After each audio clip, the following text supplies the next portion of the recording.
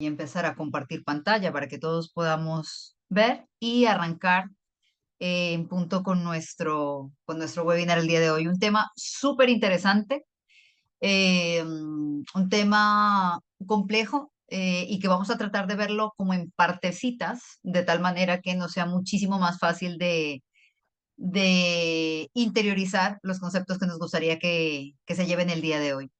Entonces, voy a compartir pantalla. Eh, Entiendo que en este punto ya deberían estarla viendo, pero confirmarme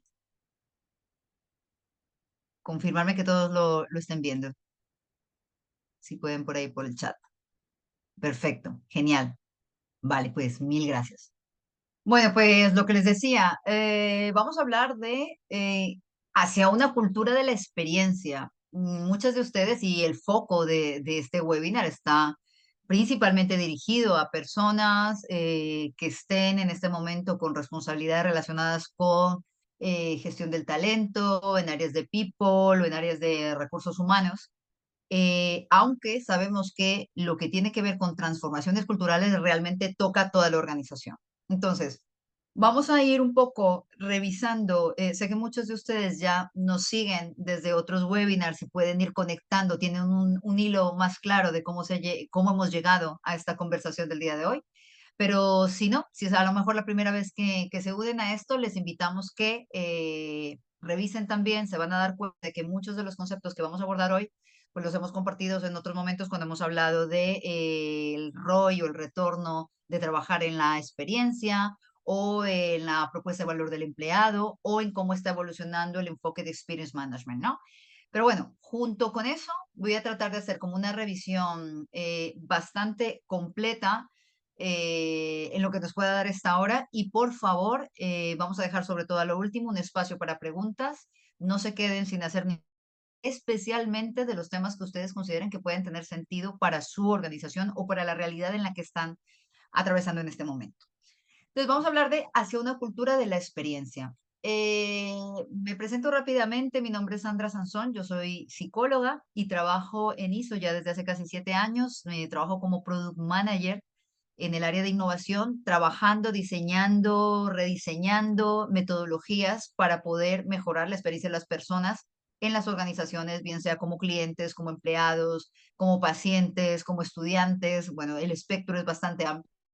Y pues una de las líneas que más me gusta es precisamente la línea de experiencia empleado porque tiene como un foco clave cuando estamos trabajando en temas de experience management. Entonces, para justo empezar a hablar de este tema de cultura y la experiencia, me gustaría compartirles un marco que desde ISO hemos creado. Como les decía, algunas personas que ya conocen un poco más de nuestra metodología seguro les va a sonar un poquito más, pero es ser conscientes de que nosotros concebimos y entendemos que las organizaciones funcionan como un ecosistema donde no hay un único actor, donde estamos hablando que tenemos empleados, clientes, proveedores, accionistas, la comunidad en general que puede verse impactada por la organización.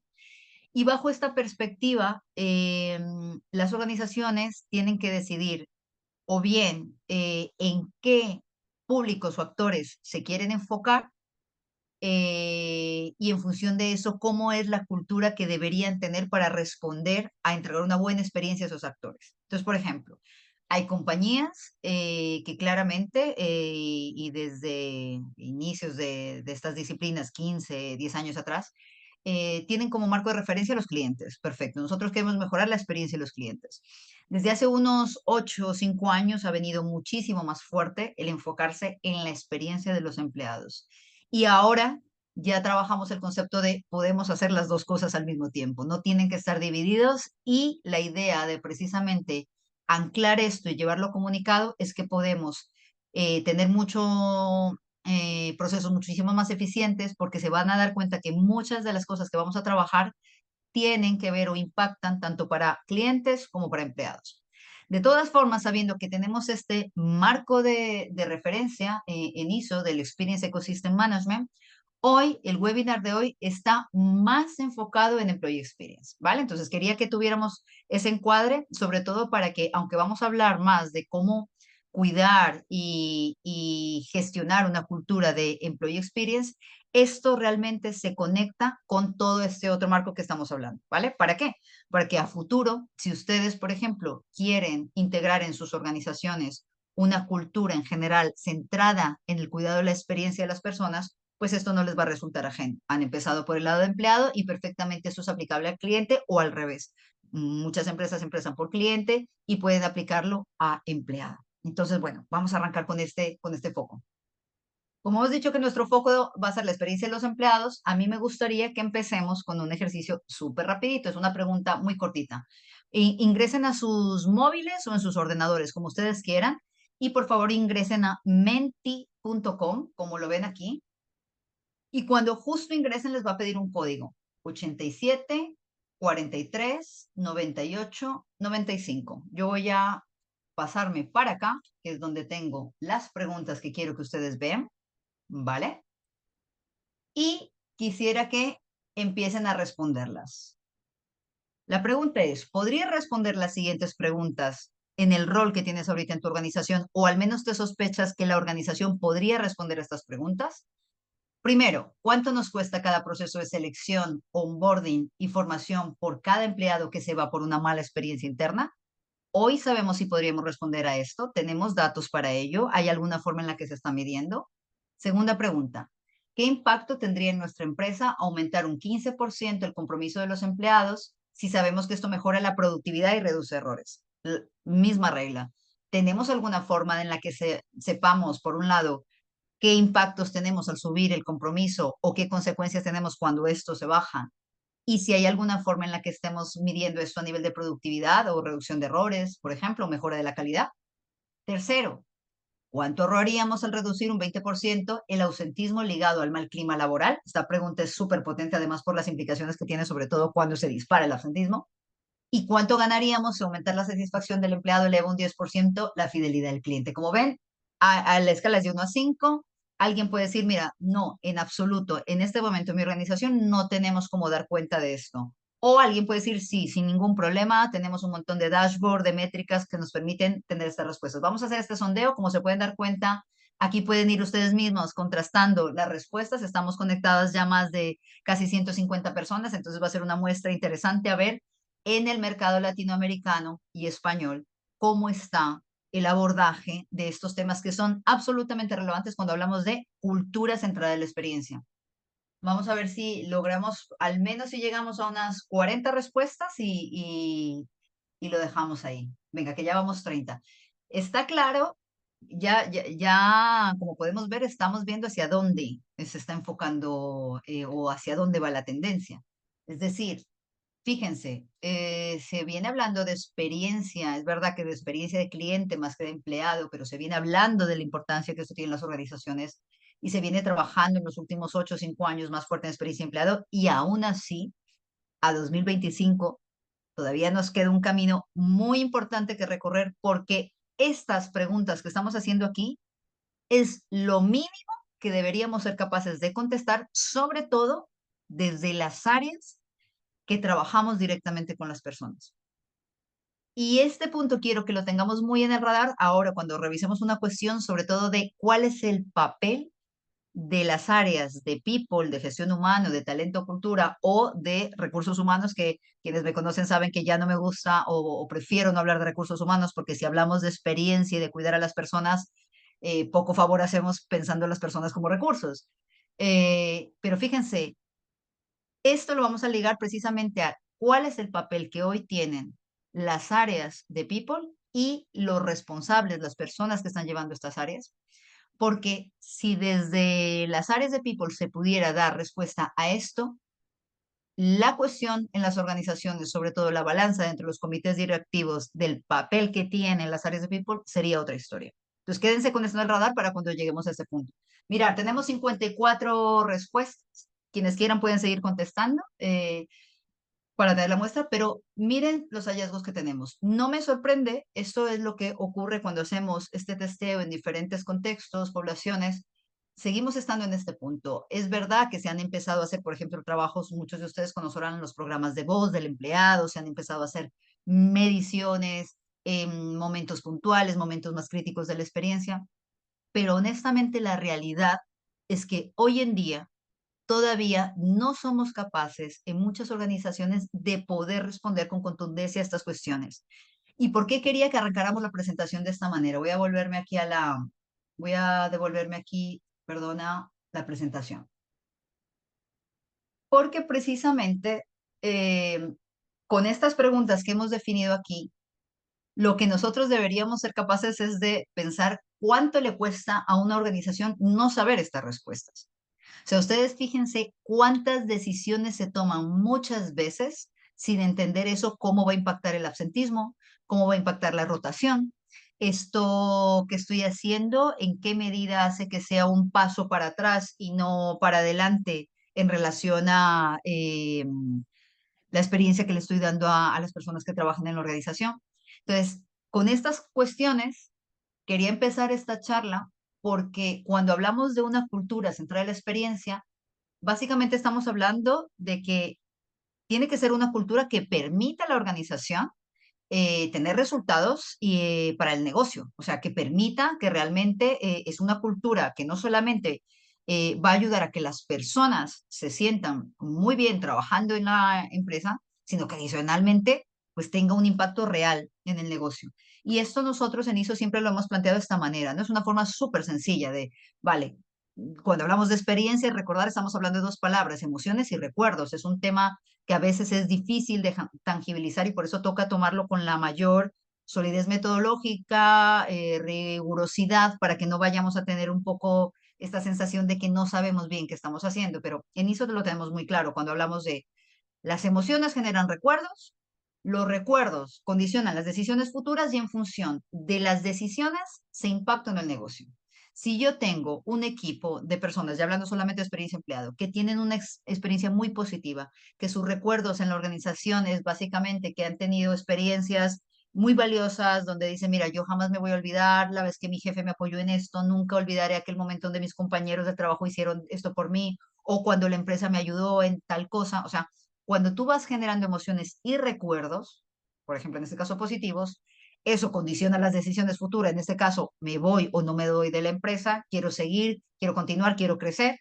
Y esto repercute finalmente en el negocio.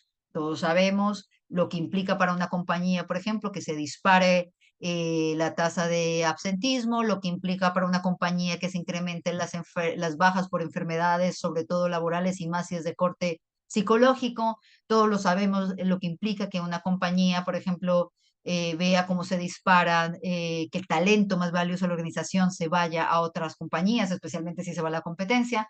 A eso nos referimos con impactar el negocio. Entonces, esto es algo que, por supuesto, no lo decimos desde ISO, nosotros venimos trabajando en esto desde hace mucho tiempo, pero es algo que ya es una tendencia mundial.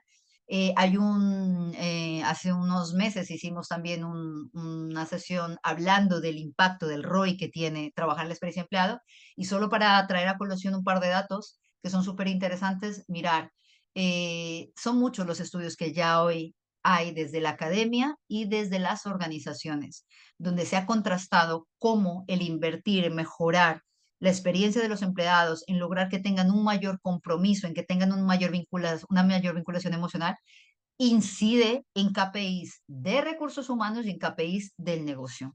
Les recomiendo mucho este estudio que ya ahora tiene la versión actualizada de 2024, que es un metaanálisis, es súper interesante porque básicamente lo que se ha hecho es contrastar 456 estudios de todo el mundo con una muestra que impacta casi 2.7 millones de empleados y básicamente lo que se hacía era identificar, oye, ¿qué tanto invertir, trabajar en cuidar la experiencia de las personas, qué tanto lograr que tengan un mayor compromiso incide en, por ejemplo, la facturación? Mirar, empresas incluso teniendo alta facturación pueden mejorar, perdón, alta rotación pueden mejorar la facturación en un 18% y las que tienen una rotación más baja hasta casi un 43%. Por supuesto, mejora mucho el tema de accidentalidad, logrando que baje la tasa de accidentalidad, logrando que también en este caso baje la tasa de absentismo. Se sabe que las personas que tienen un mayor compromiso, por ejemplo, van a lograr que no tengan esta situación de voy o no voy a la compañía o me enfermo por algún tema psicológico, por alguna presión, algún estrés que estoy teniendo al interior de la compañía. Y en temas de KPIs de negocio, igual. O sea, se tiene súper claro que cuando se mejora el compromiso de los empleados, pues hay una repercusión directa en lo que es la fidelización del cliente, la experiencia del cliente, la productividad puntualmente en ventas, la rentabilidad, la calidad, o sea, la posibilidad de tener menores errores, la posibilidad de tener menores robos o actos de sabotaje y se incrementa la creatividad y la innovación. Esto perfecto, por ejemplo, para todas las compañías que están enfocadas en crear nuevas unidades de negocio, en diversificar su portfolio de productos. Esto es importantísimo, ¿no? Entonces, bueno, esto simplemente es para dar un marco de referencia. Hay otro estudio, no me voy a tener mucho aquí, pero solo para que lo tengan en el radar y lo puedan investigar, donde se cruzaba de qué manera la experiencia de los clientes en las mismas organizaciones podía incidir o se relacionaba con la experiencia de los empleados. Y lo que se hizo fue tomar una muestra de organizaciones, 293 en total, que tenían un total de 300.000 clientes, y lo que se hizo fue cruzar las calificaciones que le daban los clientes a estas compañías versus las calificaciones que le daban los empleados. Y lo que se pudo demostrar es que por cada mejora que tenía, por ejemplo, en este caso, 1.3 puntos que se mejoraba la experiencia del empleado, pues esto, perdón, por cada punto que se mejoraba la experiencia del empleado, esto repercutía un 1.3 en la experiencia de los clientes. Y si eran cargos relacionados con atención al cliente directo, por ejemplo, cargos de hostelería o donde tengo que tener contacto directo con el cliente, pues en este caso era casi el doble. O sea, por un punto, en este caso son las estrellas que nos suelen dar en Glassdoor. Glassdoor, para quien no lo conozca, es una plataforma donde las personas pueden evaluar las empresas en las que trabajan. Entonces, por cada estrellita que se subía en Glassdoor, se mejoraba 1.3 la experiencia de los clientes o hasta el doble, decíamos, en los cargos donde se tiene contacto directo. Y se lograba entre casi un 8% y un 19% de aumento en el valor bursátil de estas organizaciones. Es decir, solo les dejo ahí, como ese no es el foco del webinar, pero sí es una parte importante para entender por qué debemos trabajar una cultura central de la experiencia. Les dejo como dos pinceladas de los diferentes estudios que hay hoy en día ya para poder comprobar y argumentar esto. Ahora, entonces, ¿por qué las áreas de People están ganando terreno dentro de los comités directivos? Pero ¿por qué no siempre eso ha sido así? Muchos de ustedes también estoy segura que comparten, como ha sido mi caso, una experiencia de haber trabajado directamente en áreas de gestión humana, donde se ha trabajado en selección, o en formación, o en bienestar, cultura. Y muchos sabemos que no siempre eh, la dirección, por ejemplo, de People, tiene un lugar, tiene una silla en los comités directivos de las organizaciones.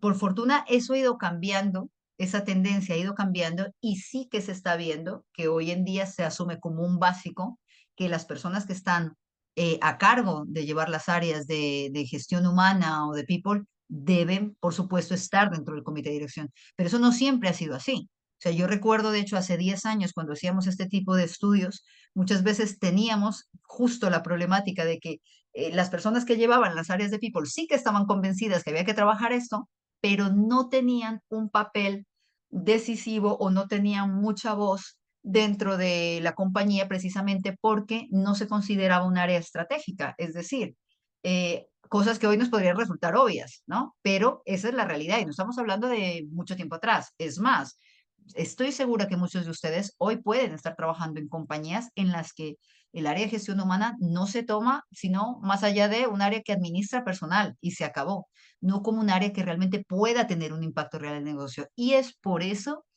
que nosotros, por ejemplo, desde ISO insistimos en la importancia de que las áreas de recursos humanos, las áreas de people, de talento humano, empiecen hablar en el idioma que casi todo mundo en la organización va a estar dispuesto a escuchar, que es el idioma de los KPIs, que es el idioma de los economics, que es el idioma de hacer entender cómo un proceso de transformación cultural donde se cuida la experiencia de los empleados realmente tiene ventajas para la organización.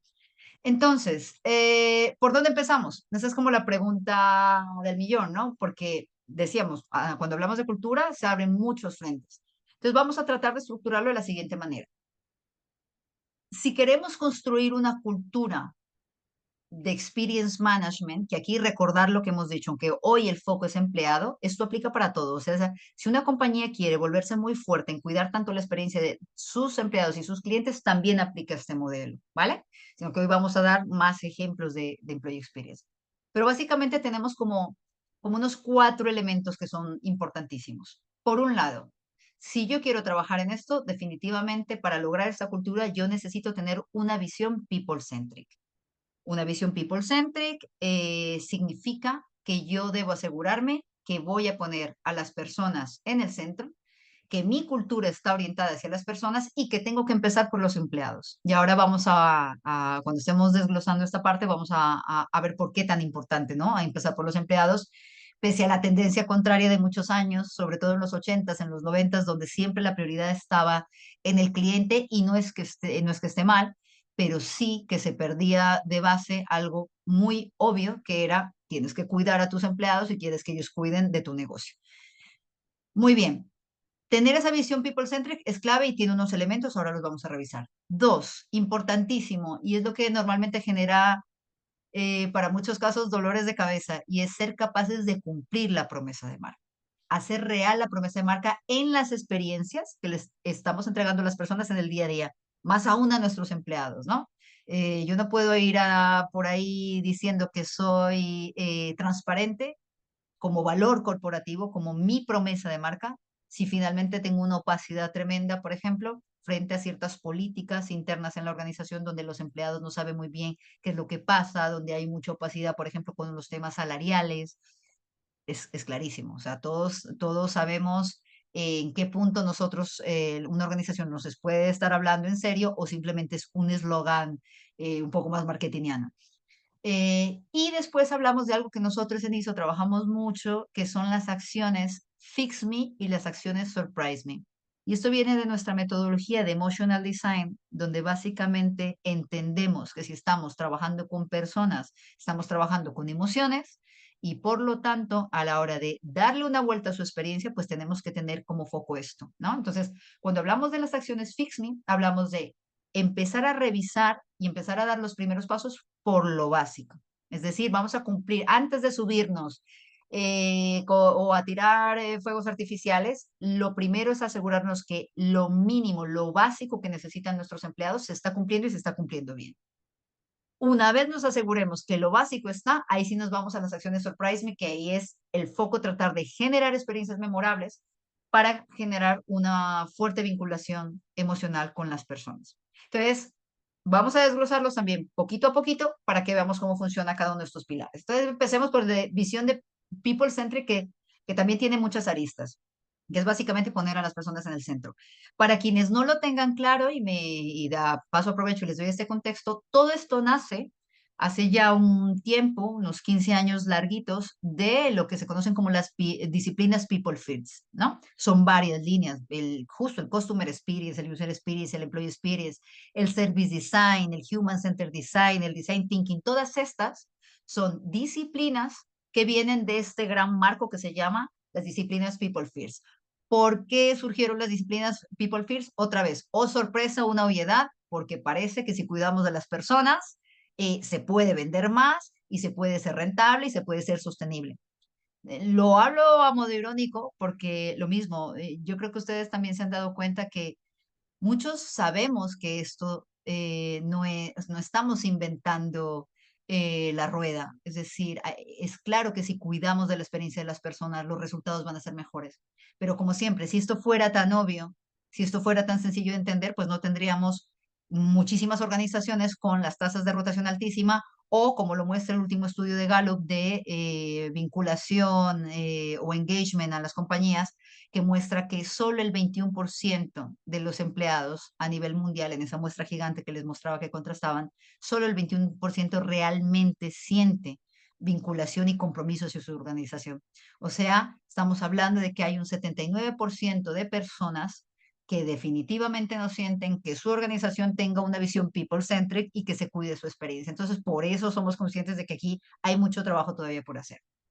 Ahora, También me gusta, hay una pregunta que siempre hago en este tipo de foros y es, si las personas pueden volverse seguidores o fans de una marca, acuérdense cuando salieron, cuando Apple saca sus iPhones, acuérdense cuando Harley empezó a sacar sus modelos de motos y lo que hoy tenemos en día, convenciones de harlistas enteras recorriendo los países. Es decir, si las personas pueden volverse seguidores de una marca, podrían volverse seguidores de la empresa en la que trabajan.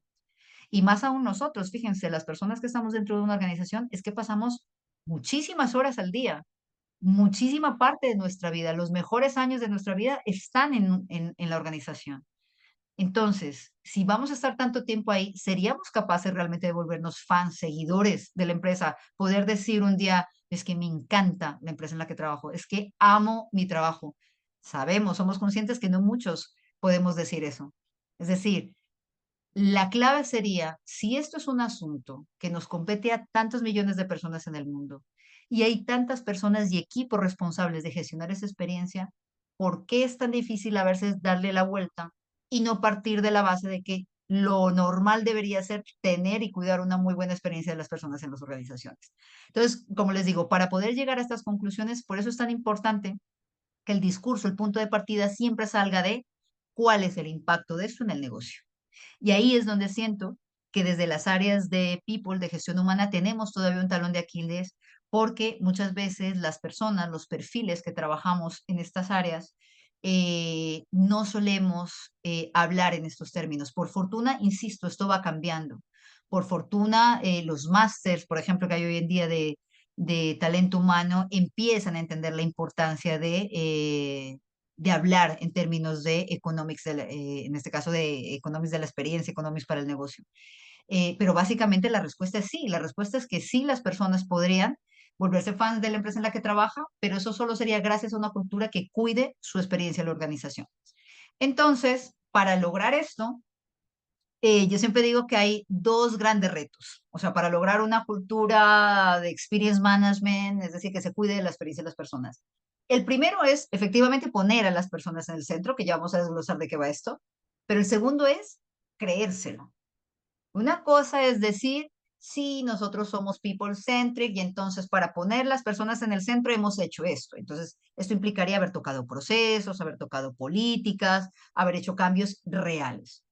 Pero resulta que la cultura no cambia por decreto, no cambia porque alguien un día dijo, desde mañana somos people centric y los procesos y las políticas son estas. Es verdad que eso ayuda porque ya queda materializado, pero hasta que no cambie el mindset, especialmente de los líderes y del equipo directivo, pues es muy difícil que esto prospere. Entonces, este es el punto en el que más nos concentramos cuando trabajamos procesos de transformación cultural. Lo que nosotros tratamos de hacer es acompañar a las organizaciones para que ese proceso de transformación cultural no vaya a quedar en un desgaste. Normalmente lo que hemos visto es a las compañías les pasa esto, empiezan con muchísimo ánimo a hacer un proceso de transformación cultural, pero si no se lo tiene bien aterrizado, lo que pasa es que en cuestión de 6 meses, año y medio, 2 años, ya está prácticamente desvirtuado, descafeinado y queda una que otra cosa en los procesos que no alcanzan a materializarse. Entonces, ¿por qué no alcanzan a materializarse? Porque se hacen muchas veces cambios que pueden ser accesorios o superficiales o pueden ser incluso críticos, pero si la gente no está convencida de que esto sirve, de que esto realmente tiene un impacto, esto no termina nunca de suceder. Entonces, cuando hablamos de tener esta cultura people-centric y tener una cultura centrada en la experiencia, básicamente estamos hablando efectivamente de tocar las decisiones, los procesos, los comportamientos y el liderazgo que predomina en la compañía. Y se trata también de entender que esto es un enfoque estratégico que reconoce que el éxito es sostenible, en este caso de la organización, según cómo las personas se sientan, perciban y vivan su relación con la organización. Es decir, si de verdad queremos que el negocio sea rentable, que el negocio sea sostenible, cuidando la experiencia de las personas, tenemos que asegurarnos de que somos coherentes con esto y de que vamos a poder tener una trazabilidad para que esto no se nos quede en buenas intenciones o muy abstracto, muy gaseoso. Por eso toco mucho y hablo el tema de procesos, sobre procesos y políticas. Para esto, por ejemplo, nosotros desde ISO tenemos un framework para ayudarnos, porque claro, hay que darle orden a esto. Todavía sigue sonando un poquito abstracto. Entonces vamos a aterrizarlo un poco. Fíjense, nosotros siempre decimos que para poder tener una cultura que cuide la experiencia de empleados, de clientes, hay que tener 10 palancas clave, partiendo de, por supuesto, en el centro, las personas. De esas 10 palancas, donde hablamos de la estrategia de la cultura de la organización, estamos hablando de la cultura como tal, que es un componente dentro de esas 10 palancas, estamos hablando de temas de tecnología, del governance, cómo nos vamos a organizar internamente, la medición, los economics, otra vez, las interacciones, el producto, la marca. Son 10 palancas que nosotros le ayudamos a las organizaciones como a saber cuándo mover y qué mover en función de lo que cada organización necesita. Entonces, por ejemplo, para ponerlo en un ejemplo más puntual, si yo quiero para los próximos 5 años tener una cultura donde mis empleados sean capaces de dar una excelente experiencia de cliente, yo debo asegurarme que eso que yo quiero que ellos le den a sus clientes lo vivan internamente, empezando para que haya esa coherencia. Y para asegurarme que su experiencia como empleados es buena, yo tengo que garantizar, por ejemplo, que las interacciones, los momentos que viven en el journey, por ejemplo, de su experiencia, son coherentes con eso. Si yo estoy diciendo que en mi empresa las personas son lo primero, por ejemplo, si hay un proceso donde tengo un proceso de onboarding de empleados nuevos en su primer año, yo tengo que asegurarme que ellos tengan sus necesidades cubiertas, que estén acompañados, que su proceso sea en aumento y que no voy a llevarlos a un retroceso o querer salir de la organización, ¿vale? También debo asegurarme que el producto y la marca que yo estoy vendiendo como compañía sea coherente con los valores que yo digo tener, ¿vale? Y eso también va a ser claro lo que decíamos, no puedo yo venir aquí a decir que soy transparente si frente a mis clientes o mis empleados no lo muestro. Y estas son como las áreas predominantes para poder trabajar en esto, pero hay unos puntos clave de áreas de soporte y ahí es donde está la cultura. Yo puedo tener la mejor intención, rediseñar toda la experiencia a nivel del journey de mis empleados, yo puedo diseñar una estrategia incluso que se vea muy sólida, pero aquí es donde decimos, si la gente de verdad no cambia o no entiende o no comprende cuál es el impacto que esto va a tener, pues esto no va a ser posible. Les voy a dar un ejemplo sencillito como cuando vivimos después de la pandemia el asunto del teletrabajo. Ustedes bien saben que muchas compañías fueron capaces de adaptarse rápidamente a modelos híbridos o modelos 100% de teletrabajo. Todas fuimos probando diferentes formatos, pero finalmente hoy en día, por ejemplo, hubo empresas que retrocedieron y se fueron por completo al modelo anterior, al modelo presencial. Cuando se ha hecho un estudio, se revisa por qué normalmente estas empresas dieron ese paso. Lo que hay detrás es un tema cultural. Es un tema cultural porque ya ni siquiera responde a un tema racional. Racionalmente se ha demostrado que hay resultados bastante positivos que se pueden asociar al teletrabajo. No como un único modelo ideal, pero sí está clarísimo que el teletrabajo incide o ayuda en muchísimos aspectos en la vida de las personas y en la organización como tal. Pero en las empresas que no se pudo dar el salto, normalmente lo que se veía era, hablando de emociones, miedo, desconfianza, escepticismo frente a la capacidad de las personas para autorregularse, para ser responsables y para poder manejar un formato como estos. Entonces ahí es donde otra vez viene el tema de la cultura. Yo puedo montar el decreto como organización y decir, teletrabajamos en este formato, pero si los líderes, por ejemplo, no confían en su gente, en sus equipos, va a ser muy difícil, por más que esté dado, que esto fluya y se sostenga en el tiempo. ¿Vale? Eh, por eso es tan importante que hablemos de la cultura.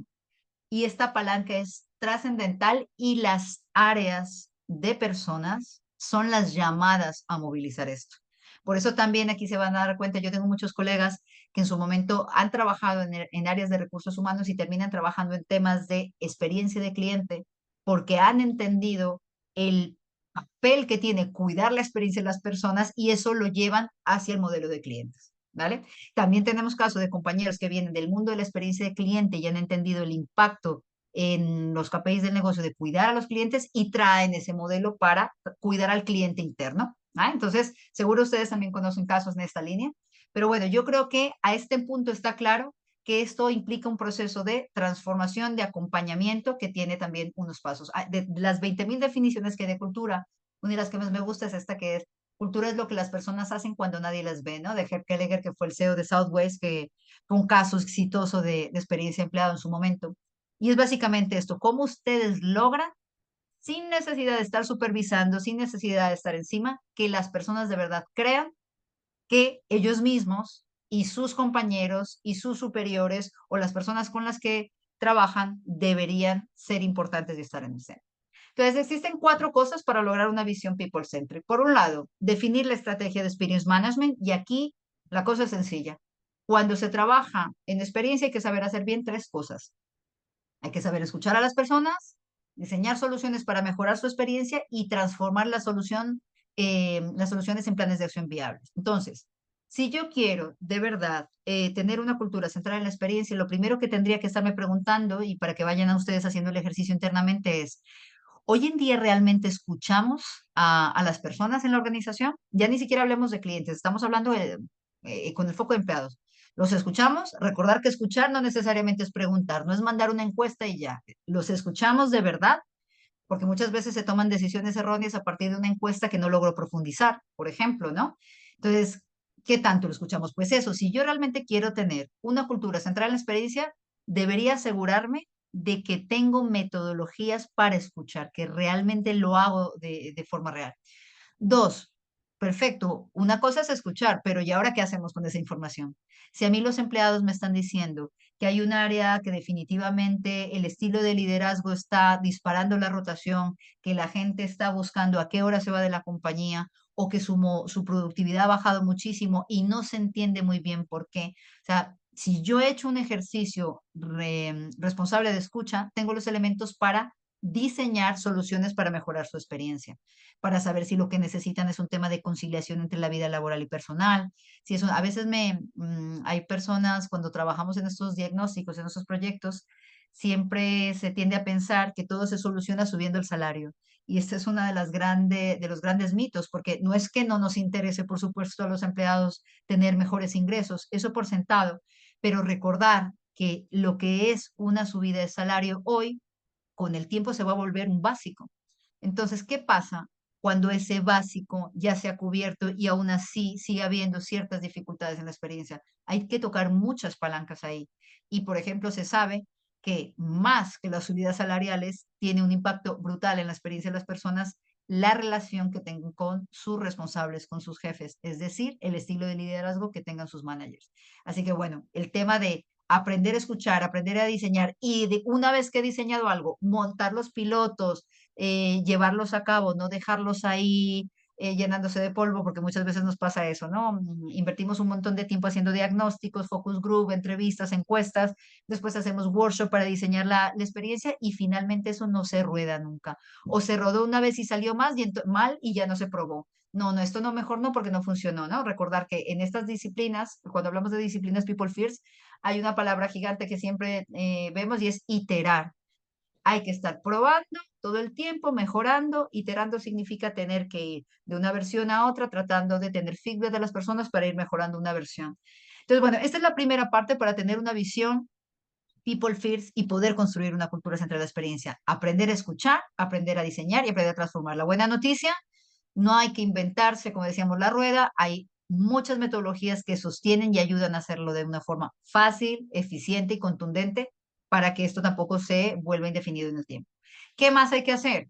Bueno, esto me encanta, que es tener un enfoque outside in. Si ustedes lo mismo ya vienen desde hace un tiempo con nosotros en estos espacios, lo habrán escuchado seguramente. Para quienes no, tener un enfoque outside in, tal y como estamos viendo en la imagen, esto lo usamos tanto para clientes o empleados, las empresas tienen 2 formas de relacionarse con las personas, tanto con clientes como con empleados. Una es inside out y otra es outside in. ¿Qué significa inside out?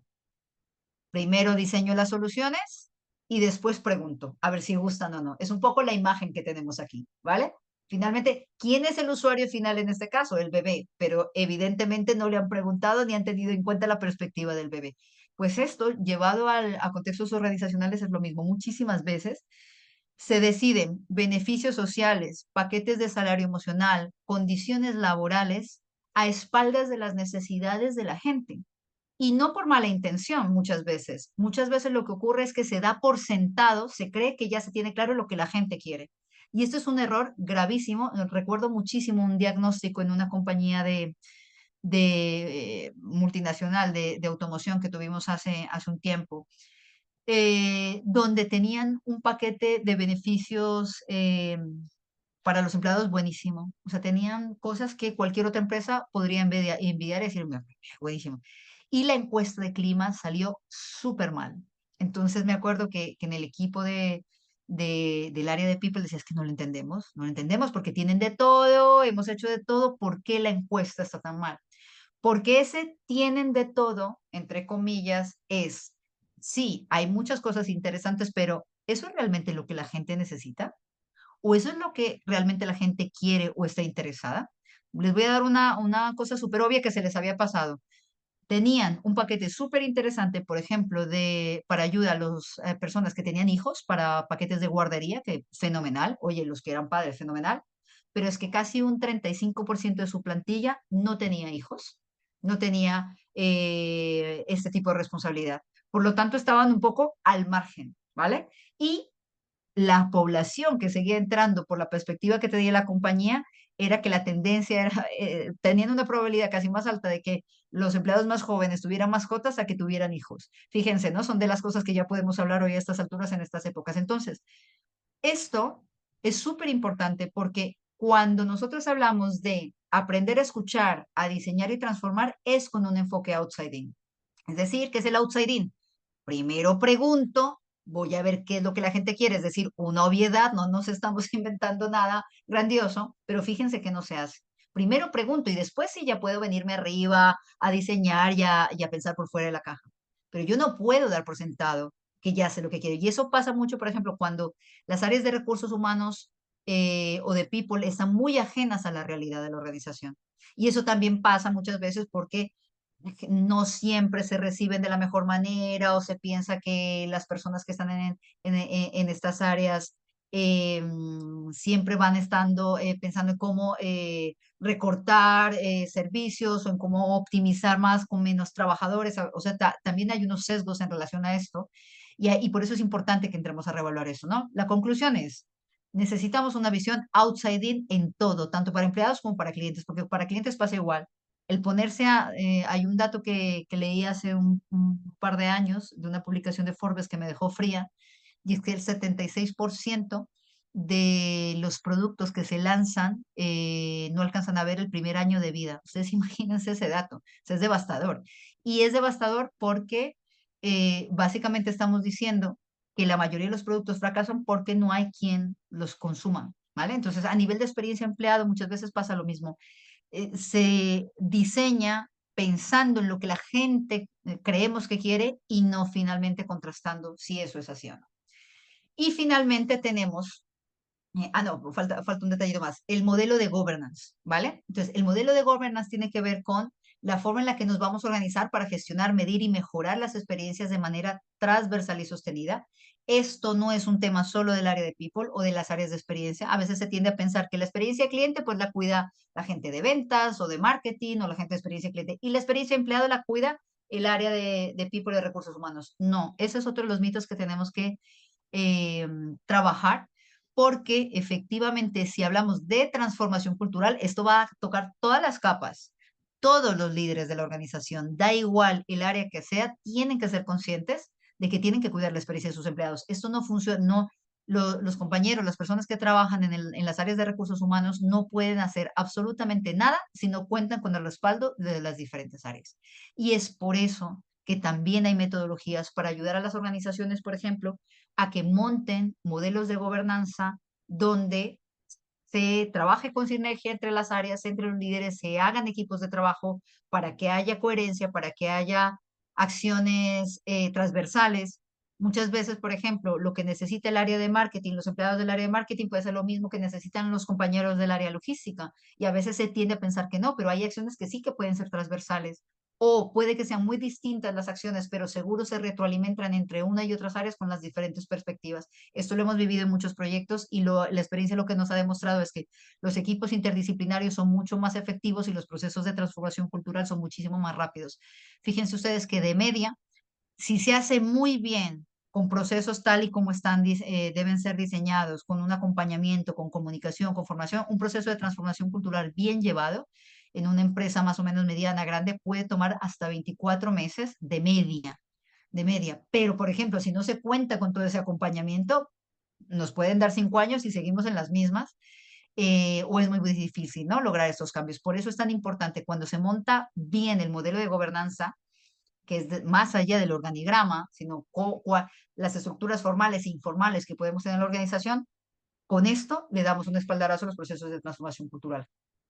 Y por supuesto, como no podía ser de otra manera, si estamos hablando de transformación cultural, pues tenemos que hablar de gestión del cambio. Y aquí unos conceptos, a muchos de ustedes seguro les van a hacer mucho sentido, pero quiero hacer especial énfasis en unos que a veces he visto que no se tienen en cuenta en las organizaciones. Y es, cuando hablamos de gestión del cambio, muchas veces he tenido que ver que esto se reduce a, en algunos casos, hacer algunas comunicaciones, un plan de comunicación, y en el mejor de los casos acompañarlos con un plan de formación. Y está bien, pero no es del todo completo o no es del todo contundente. Entonces, ¿cómo podríamos hacer para agilizar o favorecer más los procesos de cambio en las organizaciones, más aún si queremos llevar a que la empresa se conciencie para ser una empresa que cuide la experiencia de los empleados?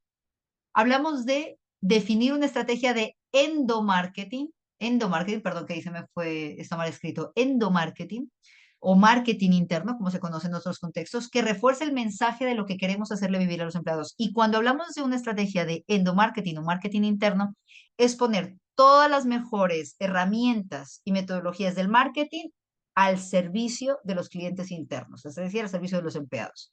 Va más allá de hacer un plan de comunicación. Un plan de comunicación es súper importante, pero yo puedo hacer diferentes acciones de marketing al interior de la compañía para reforzar los mensajes. Es que en esto quiero ser muy clara porque es que en serio se los juro que muchas veces cuando hablamos de gestión del cambio, en muchas organizaciones he tenido que ver que el plan de comunicación es mandar un email o mandar algo en la newsletter y se acabó. Y con eso no hacemos ninguna transformación cultural. Son herramientas, hay que aprovechar todos los canales, por supuesto, pero enviar un email, hacer un comunicado puntual, no es hacer gestión del cambio. Tiene que ser una estrategia, como si quisiéramos captar clientes de afuera hacia adentro, pero dentro de la casa. Necesitamos que el mensaje cale, necesitamos que la gente entienda, cambie el mindset. ¿Se acuerdan lo que les decía de que una cosa es poner a la gente en el centro y otra es creérselo? Pues aquí es donde tiene sentido las estrategias de marketing y es apasionante todo lo que se puede trabajar al interior de esto. ¿Qué más hay que hacer? Por supuesto, formaciones, sí. Sobre todo sobre los comportamientos que necesitamos aprender y especialmente con los líderes. Ustedes bien saben que si un líder que tiene la responsabilidad de muchas personas o de un área muy grande, si la persona definitivamente no cree, no está hablando el mismo idioma, es muy difícil conseguir algo importante. Viene de la mano de ajustes de políticas y procesos, porque si no, si esto no queda instaurado, si esto no, también no se trata de hacer discursos bonitos, charlas motivacionales. Me acuerdo cuando yo empecé a trabajar en áreas de gestión humana, trabajaba mucho en áreas de formación y me daba risa cuando me decían es que necesitamos una charla de liderazgo porque queremos mejorar a nuestros líderes o queremos una charla. Nadie va a cambiar por una charla de 2 horas ni por una formación de 8 horas incluso. Es decir, ¿es interesante hacerlo? Sí, pero esto tiene que obedecer a un plan más estratégico que vaya pensado en el mediano y largo plazo. Si no es perder tiempo y dinero, ¿vale? Entonces, por eso es tan interesante cuando logramos materializar una estrategia, porque sabemos que si hicimos una formación, eso va atado, por ejemplo, a un plan de eso, un plan de comunicación, que no es una cosa suelta que se nos quedó por ahí, sino que realmente valió la pena y que va calando en la organización y que va generando cambios. Y finalmente, un tema súper importante cuando hablamos de estos procesos es hacer ajuste también de los perfiles profesionales, porque ¿qué ocurre? Hay unas competencias que son básicas si queremos trabajar en experiencia. Hay tres que son claves. La empatía, y aquí quiero hacer también mucho énfasis porque a veces pareciera que son competencias que quedan un poco relegadas o que se vuelve como el cliché que todo el mundo empieza a mencionarlas, pero de verdad, si queremos entender, aprender a leer a nuestros empleados, a nuestros clientes, las personas que tienen la empatía muchísimo más alta, pues lo van a hacer poder muchísimo mejor. Imagínense ustedes una persona, bueno, he tenido que verlos y seguro ustedes también, personas responsables que llevan áreas de recursos humanos con cero empatía. Esto ya empieza mal. Entonces, cuando estamos ante este panorama, muchas organizaciones en un proceso y en un ejercicio muy sensato, conozco varias empresas que han hecho una reflexión, de decir, venga, de verdad vamos a revisar las descripciones de cargos, los perfiles que tenemos hoy en día, porque han sido conscientes de que se han ido proyectos gigantes por el precipicio por no contar con líderes que, por ejemplo, contaran con las suficientes competencias para sacarlos adelante. Entonces, si nosotros queremos trabajar en una cultura centrada en la experiencia de las personas, tenemos que asegurarnos de que los líderes que van llegando a la organización sean personas empáticas, con pensamiento crítico y con innovación. Estas son tres competencias clave en los procesos para tener una cultura centrada en la experiencia.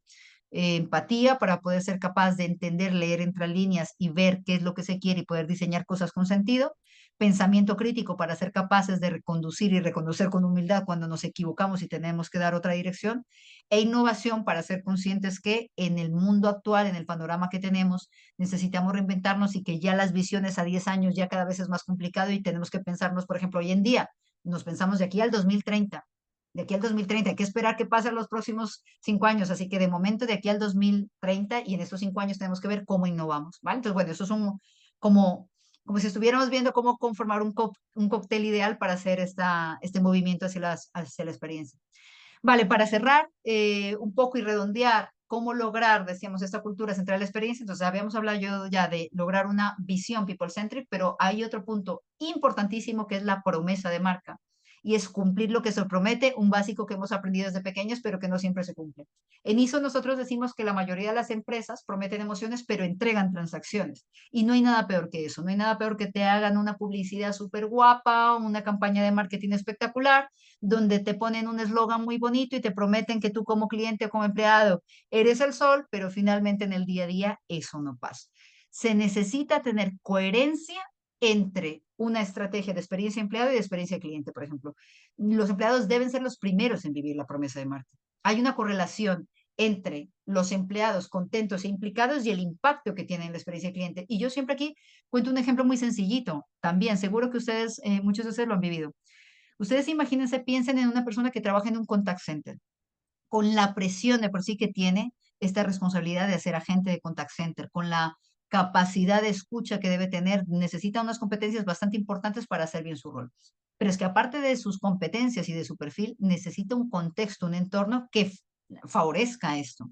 Entonces, yo no podría, como jefe, como responsable de un contact center, exigirle a mis agentes del contact center que sonrían, que atiendan bien, que den la mejor experiencia al cliente, si dentro del contact center es una pesadilla.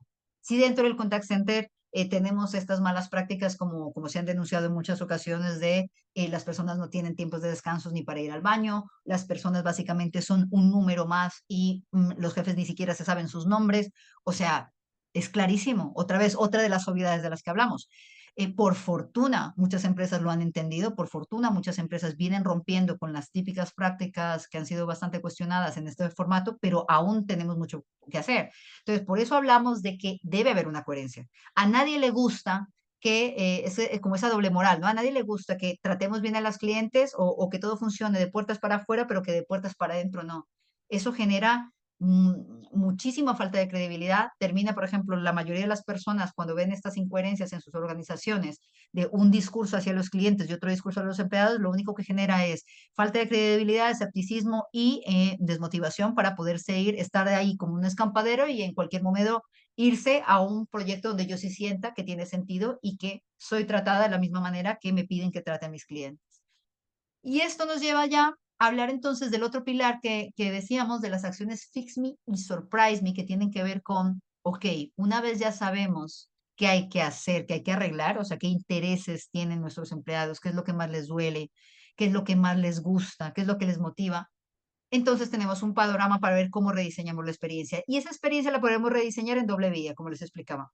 Podemos hacer acciones, lo que nosotros llamamos Fix Me, que es más arreglar lo básico, y Surprise Me, que es a sorprender. Cuando hablamos de De esto, quiero remitirnos esto es un modelo muy sencillito, que es el modelo Kano, que nos ayuda a entender el porqué del éxito o fracaso de las experiencias que damos a las personas. Imagínense esta línea que tenemos aquí. Resulta que te dice, mira, tú puedes tener en tu organización diferentes tipos de experiencias para tus empleados, pero ojo, antes de ponerte a pensar en cosas memorables, que está bien, primero asegúrate de tener cubierto lo básico, aquellos aspectos o situaciones que su presencia, el hecho de que estén, no genera satisfacción, no es que sume, pero su ausencia sí genera gran insatisfacción. Vamos a poner un ejemplo de lo que serían unos atributos básicos. El que yo tenga un ordenador para poder trabajar en mi empresa no me genera una mayor satisfacción. Es un básico, es un mínimo esperado. Si yo llego a trabajar en una empresa y me dan un ordenador, es lo mínimo que espero, se cumplen mis expectativas. Entonces, no es que se me mejore, se me aumente mi satisfacción por tener un ordenador, es lo mínimo que yo espero, ¿vale? Es un básico. Pero como no tenga el ordenador, eso sí me genera gran insatisfacción porque me va a generar muchísimos problemas. Creo que aquí muchos de ustedes se deben estar acordando cuando están los famosos procesos de onboarding, que a veces hay personas que llegan a su cargo y han pasado 15 días y no les llega el ordenador o todavía no tienen asignada oficina o no tienen las contraseñas y las cuentas para que, bueno, eso lo hemos visto en muchos panoramas, son cosas que hay que ir mejorando. A eso me refiero con los básicos, ¿vale? O sea, si están como aquí en la gráfica, no es que vaya a generar algo excepcional, no, se cumple con las expectativas, pero hay como falten, ¿vale? Después tenemos otros atributos que son los de rendimiento y es cuanto más presencia, mayor satisfacción y a la inversa. Una cosa básica aquí, pues el salario. Por ejemplo, el del salario es cuanto mayor aumento tenemos de salario, mayor satisfacción, hay como tengamos una reducción o un decrecimiento por alguna razón, ¿vale? Esos son los atributos de rendimiento. Y después están los atributos experienciales, que es aquellos atributos que su ausencia no genera insatisfacción, si no existen no hay problema, ni siquiera me lo he planteado, pero si se presentan, si existen, supone un impacto muy positivo para las personas. Entonces, en este caso, por ejemplo, y mirar que les voy a hablar de algo tan sencillo, porque a veces se tiende a pensar que todo esto requiere mucha pasta, una inversión importante y no siempre es así. Supónganse ustedes que estoy en un área donde, bueno, la relación con mi jefe es normal, desde el respeto, todo sin mayor problema, pero resulta que un día sin más llegó mi jefe y me felicitó. Y me felicitó y me dijo, Sandra, quería decirte que el informe que acabas de trabajar me encantó. Creo que aquí hay cosas súper interesantes y te agradezco mucho por todo el esfuerzo y el empeño que has puesto en esto. Un saludo que no toma ni 10 segundos. Un comentario que no toma ni 10 segundos. Yo no me lo esperaba, no existía, no estaba por sentado de que me iban a dar reconocimiento, entonces no le echaba en falta en ese momento, pero una vez lo recibí, me genera un impacto muy positivo, ¿vale? Entonces, teniendo en cuenta esto, nosotros hablamos que primero hay que empezar por los básicos. ¿Por qué? Porque yo no puedo ponerme a hacer demasiadas cosas, sobre todo las que implican muchísima inversión o muchísimo esfuerzo de corte surprise me, si están fallando aspectos elementales. Hay un ejemplo también que me gusta poner cuando hablamos de esto en temas de clientes, además porque en muchas situaciones se puede vivir. Llega la persona a hacer el check-in al hotel y de repente la reciben con champaña, la saludan súper amable, le dicen que tiene un vale para no sé qué. La experiencia en el check-in es espectacular. Entonces la persona queda muy gratamente sorprendida. Pero resulta que cuando llega a la habitación del hotel, la sábana está sucia. ¿Cómo? ¿Qué ha pasado ahí? Completamente opacada queda la experiencia en el hotel, porque un básico que es tener las sábanas limpias no se ha cumplido. Entonces, por más saludos que me hayan dado en el check-in, se acaba de perder el esfuerzo. Entonces, es lo mismo, ¿vale? En el contexto de empleado. Entonces, ¿cómo podríamos construir una propuesta de valor para los empleados en una cultura de experiencia? Nosotros en ISO trabajamos cuando estamos haciendo esto, ayudamos a las organizaciones a diseñar la experiencia para sus empleados en lo que concebimos como la Employee Value Proposition, ¿no? La propuesta de valor a los empleados.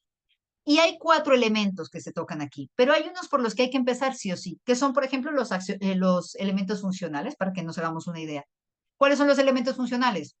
Contar con un ambiente bueno a nivel laboral y estable, que haya flexibilidad y balance, seguridad en los espacios de trabajo, que esté muy claro el tema de compensación y beneficios. Es decir, por ejemplo, estos cuatro subelementos son básicos. Yo si entro a trabajar a una compañía, lo mínimo que espero es que si me han dicho que me van a pagar esto, sea eso, y si me han dicho que va a ser tal fecha, sea tal fecha, eso no puede fallar. Y si me han dicho que es en este horario y este horario, va a ser así.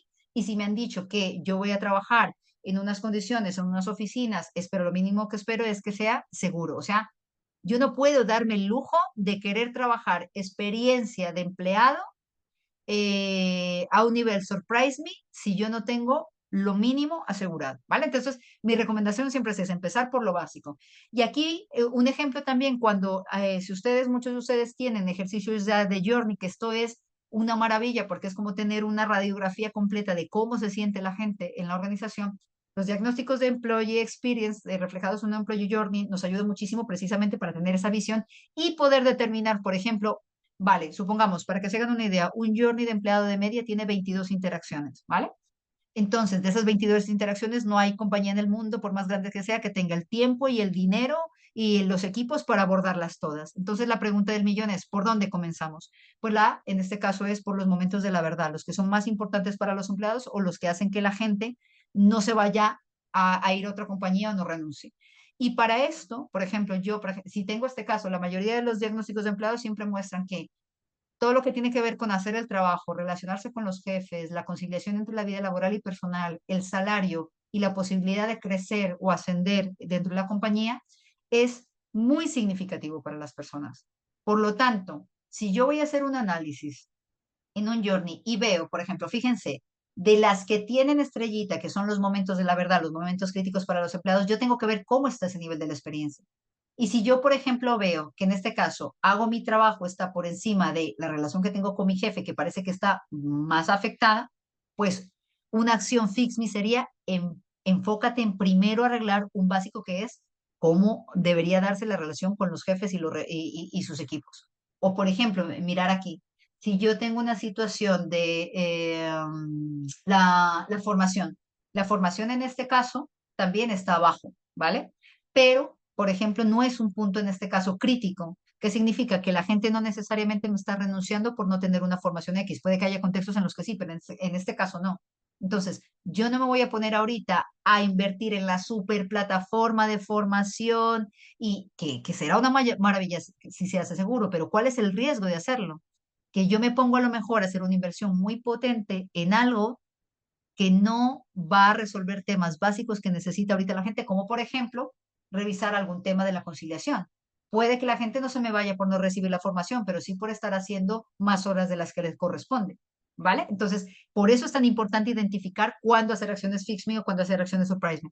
Las acciones Surprise Me tienen que ver más con ser capaces de diseñar momentos memorables y ya poder ir un poquito más allá cuando los básicos están resueltos, por ejemplo, cuando las compañías empiezan a trabajar y a decir, yo quiero que la gente que esté en mi compañía sepa que tiene un propósito, que nosotros como compañía tenemos un propósito y que su propósito vital se puede conectar con esto. Por ejemplo, aquí siempre recuerdo un laboratorio farmacéutico de aquí de España con el que trabajamos muchos años y me encantaba el proyecto de ellos porque básicamente ellos definieron, era un laboratorio farmacéutico donde sus ejes estratégicos no estaban enfocados como tal en hacer fármacos. Sus ejes estratégicos tenían que ver con justicia social, con mejorar el medio ambiente y con cuidar a las personas. Esto, más allá de que sonara un eslogan bonito, a lo largo del proceso de casi 4 años que estuvimos trabajando juntos, pudimos ver en el día a día qué era eso de justicia social, qué era eso de cuidar el medio ambiente. Y eso básicamente lo concretaron en un propósito. ¿Y qué pasó con ellos? Fíjense que es una empresa que lleva más de 70 años en el mercado, pero desde hace 7 años tuvieron este proceso de transformación cultural y lo que lograron es que pese a que no era un laboratorio farmacéutico tan grande como otros, como la competencia, que podía competir muchísimo más en salario, en el sector farmacéutico, sobre todo acá en España, no tenían mucha posibilidad de tener o había dificultades para atraer talento nuevo, ¿vale? Entonces casi siempre había como mucha movilidad interna y ganaban las farmacéuticas que más pagaban. Pues lo que pasó fue que esta empresa, este laboratorio mediano, empezó a dejar de sufrir en los procesos de reclutamiento porque empezó a encontrar talento, personas muy interesadas en vincularse a la compañía por el propósito que ofrecía la organización. Porque alguien decía, pues mira, si ya voy a trabajar en una farmacéutica, prefiero que sea una farmacéutica en la que yo sienta que puedo devolverle algo a la comunidad. Había programas, por ejemplo, de voluntariados para apoyar a niños con situaciones de vulnerabilidad. Había restaurantes, que era un restaurante gourmet que lo volvieron un restaurante industrial, para empezaron dando 400 comidas y ya estaban en 3000 comidas al día. O sea, a eso me refiero, ¿no? Como que ahí sí ya podríamos cambiar el panorama y hacer acciones más surprise me, pero primero asegurémonos por cumplir con los básicos. Ya para cerrar, ¿qué errores típicos ocurren en los procesos de transformación cultural, de experiencia o de experience management? Hablar del empleado sin el empleado, en este caso, querer lo que les decía, asumir que ya entendemos lo que la gente quiere y no tenerlas en cuenta, no hacer actividades de co-creación, no hacer focus, no hacer entrevistas, no escuchar realmente a la gente, poner a hablar solo a los líderes en representación de los grupos, ¿no? No, esto es un punto importante. No lograr convencer a quienes toman las decisiones en la organización. Es verdad, y comprendo a muchos de ustedes que se estarán pensando en este momento, ya, si es que yo quiero hacer esto, pero el problema es que la CEO o el CEO de mi compañía no quiere, ¿no? O no lo ve importante, o mi responsable superior no lo ve importante. Pues sí, es un desafío, es un reto, y por eso estamos haciendo desde muchos frentes estas acciones. Por eso cada vez más tenemos que hablar con cifras, con números, tenemos que hablar de ROI, tenemos que medir todo lo que hagamos, tenemos que medirlo, porque si no, esto no es fácil de demostrar si no se toma con esa rigurosidad. Y tenemos que invertir en esfuerzos. Un error es invertir esfuerzos en los focos equivocados, o sea, que hacer cambios superficiales que no tienen un impacto real en la experiencia de las personas. Aquí siempre me gusta poner el ejemplo de, mira, tú puedes poner mucha fruta en la oficina y puedes poner unos puffs muy bonitos tipo Google, pero si el problema de fondo es un tema de la relación o el estilo de liderazgo de los responsables con sus equipos, o la conciliación entre la vida personal y laboral, donde la gente prácticamente no puede salir de vacaciones, se lleva a trabajo los fines de semana o no ve a sus familias, da igual lo que pongamos, da igual la fruta que pongamos. Lo comento porque hubo un tiempo que parecía que trabajar en experiencia empleado era pintar las paredes bonitas, poner mensajes motivacionales, y oye, eso está fenomenal, no lo criticamos, pero lo que no puede ser es que creamos que con eso vamos a tener cambios trascendentales y reales, ¿no? Y mucho menos en KPIs del negocio. Así que bueno, para cerrar esto, me encantaría que se vuelvan a meter al Menti para responder esta pregunta. ¿Qué otro tipo de acciones han visto que mejoran la experiencia de los empleados? Y aquí, fíjense, en cosas que hayan vivido ustedes en sus empresas o que conozcan de compañeros, sería súper interesante. Voy a compartir pantalla para que lo podamos leer entre todos y para darles paso a esta pregunta. El código para que puedan responder a esta pregunta es 3951-2868. Vamos a ver qué nos sale por aquí.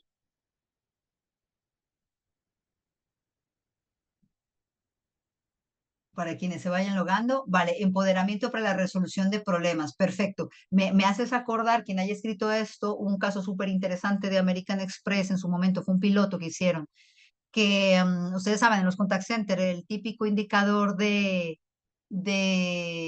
tiempo de duración de la llamada. Entonces, los empleados recibían una bonificación en función de cuánto tiempo se demoraban en la llamada. Por supuesto, cuanto menos tiempo, mejor. Esto generaba un estrés brutal en los empleados y no generaba muy buena experiencia en los clientes. Pues cuando empoderaron a los empleados para resolver los problemas, les dijeron, ya para el bonus no les vamos a tener en cuenta más este indicador, sino que el indicador va a ser la puntuación de experiencia de cliente. El bonus va a estar atado a eso, y cada empleado puede decidir cuánto tiempo le otorga a un cliente para resolver un problema. Autonomía, empoderamiento, pues eso mejoró la experiencia del cliente y mejoró la experiencia del empleado, y aparte de eso, los clientes empezaron a gastar más en productos de American Express. Vale, tenemos aquí varias. Empatía con los líderes, claridad en las funciones y expectativas, importantísimo esto. Home office, refresco, agua, café, bueno, todo esto de hecho me parece súper importante, pero lo que habíamos dicho, ¿no? Siempre y cuando responda a situaciones que la gente realmente está demandando. Feedback constante, me encanta. Hay quienes piensan que los perfiles senior no necesitan feedback, y todos necesitamos feedback, además porque el feedback es una oportunidad maravillosa para empezar a conversar dentro de la organización. Vale, perfecto. Pues mirar, a mí me gustaría cerrar. esta sesión con esta frase, que es poner al empleado en el centro no es un eslogan bonito, es una decisión estratégica que transforma realidades. No se trata solo de retener el talento, sino de elevarlo, de que la gente que tenemos hoy la cuidemos y la hagamos crecer con nosotros, porque cuando una empresa mejora la vida de su gente, la gente se encarga de mejorar la empresa. De verdad, yo estoy firmemente convencida de esto, se los digo no solamente desde la experiencia, sino también desde la posibilidad de contrastar con, como les decía, los diferentes estudios que desde la academia y las organizaciones están haciendo. Esto funciona, esto sirve, lo que pasa es que tenemos que empaparnos y aprender a cómo llevarlo a cabo. Así que para cerrar esto, ahora quienes quieran quedarse, porque sé que muchos ya tendrán que salir, pero por mí no hay ningún problema. Sé que muchos tienen varias preguntas, así que este es el momento para que las respondamos, ¿vale? Coméntenme qué preguntas tienen por ahí que quisieran abordar, sobre todo para aquellos que estén llevando situaciones en vivo o proyectos en vivo en sus organizaciones. Vale, para el Employee Journey, ¿cuáles son los indicadores más recomendados? Bueno, fíjate, ni siquiera hablaría solo del Employee Journey, hablemos del Employee Experience como tal. Hay varios indicadores. El ENPS, Employee Net Promoter Score, es súper interesante, sobre todo porque nos permite después correlacionarlo con otros. Y fíjense que cuando yo recomiendo que si ya medimos ENPS, no hay necesidad de medir satisfacción. ¿Por qué? Porque en el NPS está implícita la satisfacción, pero no al revés. Es decir, si yo a una persona le pregunto qué tan satisfecha está con la empresa, puede que la persona me diga 10, satisfecha. Pero estar satisfecha no significa estar vinculado, fidelizada con la organización. Es muy distinto. En cliente hablamos lo mismo. No es lo mismo un cliente satisfecho que un cliente fidelizado. El NPS mide lealtad, ¿vale? La lealtad para que una persona sea leal es no solamente que está satisfecha, sino que aparte de eso está vinculada. Pero una persona que está satisfecha no necesariamente está vinculado, tiene lealtad. Entonces, recomendación, medir NPS y después lo que sí pueden hacer es hacer encuestas más puntuales y ahí en cosas puntuales sí pueden medir satisfacción o pueden medir una buenísima que les recomiendo que es el Employee Effort Score, que es qué tan difícil o fácil le estamos haciendo ciertos procesos o ciertas interacciones a nuestros empleados.